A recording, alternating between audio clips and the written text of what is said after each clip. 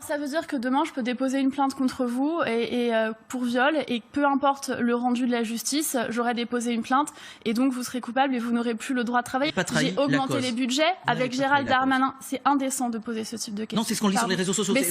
C'est indécent. En tout cas, ça vous met en colère. En tout cas, ça vous met en colère et ça vous touche. Ça me touche parce que c'est infondé et parce que je n'attends de brevet féministe de personne et je n'appartiens à personne. Et si vous voulez, le Parti socialiste notamment qui fait de la récupération politique en disant Marlène Schiappa qui vient de la gauche, etc. Je n'appartiens à aucun parti politique de gauche. Je n'ai jamais été adhérente du Parti socialiste.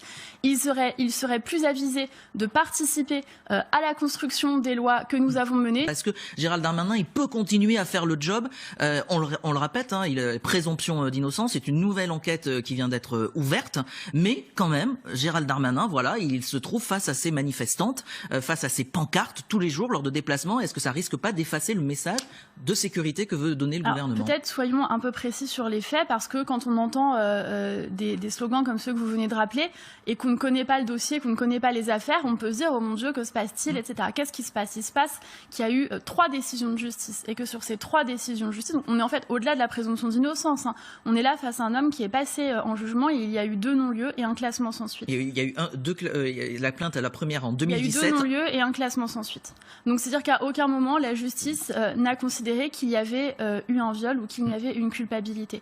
Mais vous voyez bien que ça crée malgré tout un malaise, Marlène Schiappa, et notamment dans le combat que vous représentez depuis des années sur la lutte contre les violences faites aux femmes. J'imagine que ça doit vous toucher quand vous voyez les réactions d'un certain nombre d'associations féministes sur les réseaux sociaux par exemple, et de dire Marlène Schiappa, vous nous avez trahis. Quand vous entendez ça, j'imagine que ça doit quand même vous bouleverser.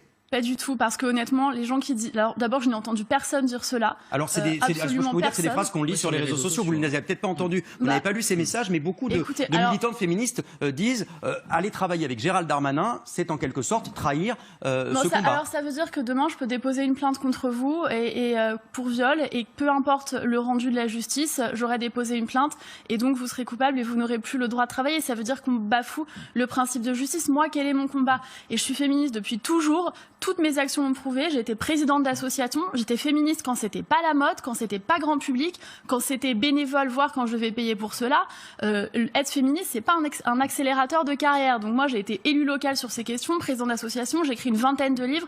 J'ai écrit l'un des premiers livres de France sur la culture du viol pour décrypter les mécanismes de la culture du viol en France, qui s'appelait Où sont les violeurs. J'étais experte pour la Fondation Jean Jaurès. Je n'ai aucune leçon de féminisme à recevoir de qui que ce soit.